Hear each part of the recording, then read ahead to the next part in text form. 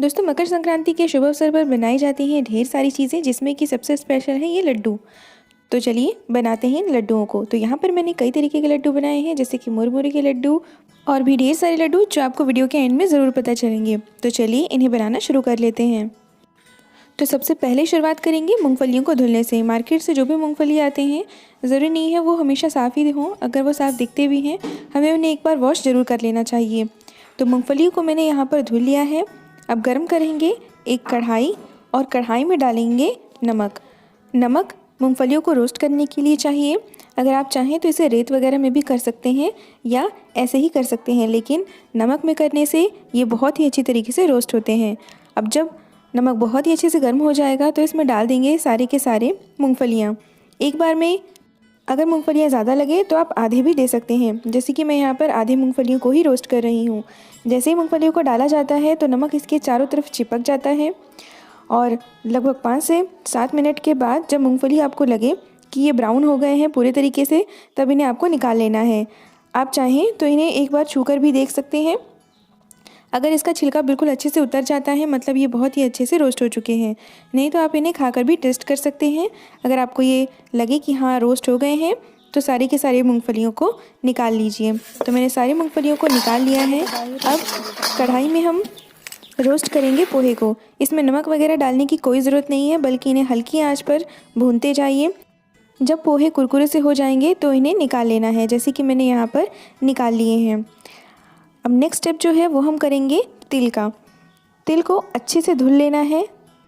अगर आपके पास समय हो तो आप इसे 2 दिन धूप में भी दिखा सकते हैं, लेकिन अगर आपके पास समय नहीं हो तो इसे तुरंत धुल करके गर्मा गर्म कढ़ाई में डाल दीजिए और हाई फ्लेम पर इसे भूनना है। भूनते हुए जब तिल चटकने लग जाए, मतलब ये तैयार हो चुके हैं, इन्हें हम निकाल कर अलग बर्तन में रख लेंगे। अब इसके बाद तैयारी करते हैं नारियल की।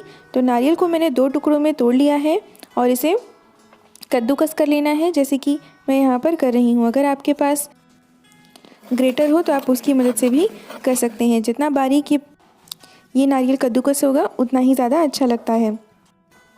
तो लड्डू को बनाने के लिए शुरुआती तैयारी हो चुकी है। पोहे को भून लिया गया है, मूंगफलियों को छील करके उनका छिलका निकाल दिया गया है और तिल को भी अब ठंडा कर लिया गया है। तो चलिए अब बढ़ते हैं नेक्स्ट स्टेप की तरफ। तो यहाँ पर मैंने रख लिया है एक कढ़ाई। अब कढ़ाई में गर्म करेंगे थोड़ा सा पानी।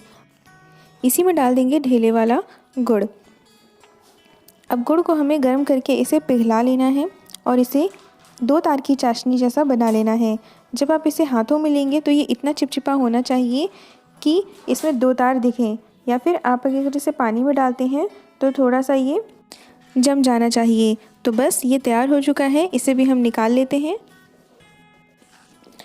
अब गुड़ की इस चाशनी को डाल देंगे पोहे में और इसी के साथ डाल देंगे कुछ मूंगफली डालने से इसका स्वाद और बढ़ जाता है, इसलिए मैं इस्तेमाल कर रही हूँ। अगर आपको पसंद नहीं तो आप इसे हटा भी सकते हैं, या फिर आप इसमें थोड़े से तिल के दाने भी छिड़क सकते हैं।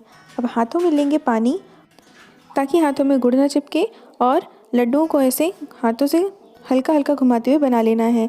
और ज़ोर से प्रेस ना करें, नहीं तो लड्डू टूट जाएंगे। तो बस ये तैयार हो चुके हैं। तो पोहे के लड्डू बनाने के बाद हम बनाएंगे चावल के लड्डू, जिसके लिए हमें चाहिए चावल। अगर आप चाहें तो उसना चावल या अरवा चावल, किसी भी तरीके का चावल इस्तेमाल कर सकते हैं। इन्हें हम डाल देंगे कढ़ाई में और इसे भूनेंगे। जब हम इसे हल्की आंच पर भूनेंगे तो चावल बिल्कुल टोस्ट हो जाते हैं और ये खाने में काफ़ी कुरकुरे लगते हैं। तो बस ये हो चुके हैं 5 मिनट में। अब इन्हें भी हम निकाल कर रख लेते हैं।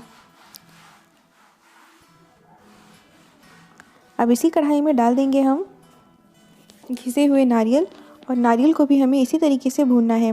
नारियल को लगभग 5 मिनट तक ऐसे ज़्यादा ही भूनना है। इसमें पानी वगैरह डालने की कोई ज़रूरत नहीं है, जिससे कि इसके तेल की खुशबू बाहर आने लग जाती है। अब जब तक वो नारियल भून रहा है, तब तक हम तैयारी कर लेते हैं गुड़ को पतला पतला काट करके, जिससे कि गुड़ बहुत ही जल्दी पिघल जाता है। अगर आप चाहें तो इसे बट्टे वगैरह की सहायता से छोटा छोटा तोड़ भी सकते हैं। हाँ, नारियल को चलाते हुए इस बात का ध्यान रखिए कि आपको इसे बीच में छोड़ना नहीं है, इसे लगातार चलाना है, नहीं तो ये नीचे से जल जाएगा। तो हम डाल देते हैं सारे के सारे गुड़ को इसी में। तो इसे बस 5 से 7 मिनट तक भूनने के बाद जब इसमें से बहुत ही अच्छी खुशबू आने लग जाती है, तो इसे भी हम निकाल कर रख लेंगे। अब इसी कढ़ाई में डालेंगे तेल और कटा हुआ गुड़। इसकी भी हमें 1-2 तार की चाशनी तैयार कर लेनी है। जैसे कि ये हो चुका है। अब इसे हम एक बर्तन में निकाल कर रख लेंगे। अब हम तैयारी करेंगे लड्डुओं को बनाने की। तो लड्डू बनाने के लिए मैंने यहाँ पर सबसे पहले ले लिया है चावल। अब इसी में डाल देंगे थोड़ा थोड़ा करके ये गुड़। थोड़ा थोड़ा करके मिलाना है, एक बार में नहीं मिलाएं, नहीं तो आप अंदाज़ा नहीं लगा पाएंगे कि कितना गुड़ डालना है। थोड़ा थोड़ा करके मिलाना है। जब चावल बहुत ही अच्छे से चारों तरफ से ऐसे मिल जाएगा, मतलब ये तैयार हो चुका है। अब लड्डू बनाने के लिए सबसे पहले हाथों में लेंगे थोड़ा सा पानी, ताकि ये हाथों से चिपके नहीं, और थोड़ा सा चावल का। अब हाथों से जितना बड़ा लड्डू बनाना है उतना चावल उठा करके इसे हल्के हाथों से गोल गोल लपेटना है, जिससे ये गोल आकृति बन जाती है। इसे बहुत ज़्यादा दबाई नहीं तो ये टूट जाएगा। इसे सख्त होने में थोड़ा सा समय लग जाता है। तो अब नारियल भी तैयार हो चुका है और ये ठंडा हो चुका है। इसे हल्के हल्के हाथों से इसे भी गोल गोल लपेटना है। इसमें पानी वगैरह लगाने की कोई ज़रूरत नहीं, क्योंकि नारियल में अपना ही तेल होता है जो कि इसे हाथों से चिपकने नहीं देता। और ये लड्डू बहुत ही ज़्यादा स्वादिष्ट और बहुत ही ज़्यादा सॉफ्ट होते हैं। तो चलिए एक एक करके इनके लड्डू भी बना लेते हैं। तो बस देखिए आप कितने अच्छे से ये लड्डू तैयार हो गए। अब हम इसी में ले लेंगे तिल और डालेंगे पिघला हुआ गुड़। इसे भी थोड़ा थोड़ा करके ही जैसे चावल को मिलाया था वैसे ही मिलाना है, और हाथों में पानी लगा करके इसके भी छोटे छोटे लड्डू बना लेने हैं। तिल के लड्डू मकर संक्रांति के अवसर पर खाए जाते हैं, ताकि ये शरीर को गर्मी प्रदान करें। और हमारे यहाँ साल में सिर्फ एक ही बार तिल खाया जाता है। तो अब तिल के लड्डू भी तैयार हो चुके हैं। अब तैयार करेंगे मूंगफली के लड्डुओं को। भुने हुए मूंगफली ले लेते हैं और इसमें डालेंगे पिघला हुआ गुड़। तो दोस्तों, गुड़ का प्रयोग करते हुए ये समस्या आ सकती है कि आपका गुड़ जम जाए। उस वक्त आपको इसे फिर से गर्म कर लेना है कढ़ाई में, और ये फिर से बिल्कुल पतला हो जाएगा, और फिर आप इसे दोबारा इसी तरीके से इस्तेमाल कर सकते हैं, उसमें कोई दिक्कत नहीं होगी। तो अब गुड़ को थोड़ा थोड़ा करके अच्छे से मूंगफली में मिला लिया गया है। सुनो, तुम इसमें देख रहे हैं। अब फिर से इसे हाथों में पानी लगा करके इसके भी गोल गोल लड्डू बना लिए जाएंगे। तो बस एक और तरीके का लड्डू तैयार हो गया। अब हम बढ़ते हैं अगले लड्डू की तरफ। ये है मुरमुरे के लड्डू। मुरमुरे के लड्डू बनाना सबसे आसान होता है।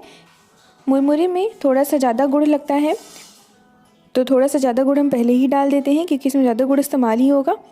अब इसे भी हल्के हाथों से मिला लेना है, नहीं तो मुरमुरे टूट सकते हैं, इस बात का आप ध्यान रखें। जब ये भी अच्छे से मिल जाएगा तो हाथों में पानी लगा करके इसके भी लड्डू बना लेने हैं। तो दोस्तों, आपको मेरी रेसिपीज़ कैसी लगती हैं मुझे ज़रूर बताइए, और अगर अच्छी लगती हैं तो लाइक, शेयर और सब्सक्राइब ज़रूर कर दीजिए। तो इस मकर संक्रांति पर आप सभी को मकर संक्रांति की ढेर सारी शुभकामनाएं। Thank you for watching and bye bye. और please like, share and subscribe कर दीजिए।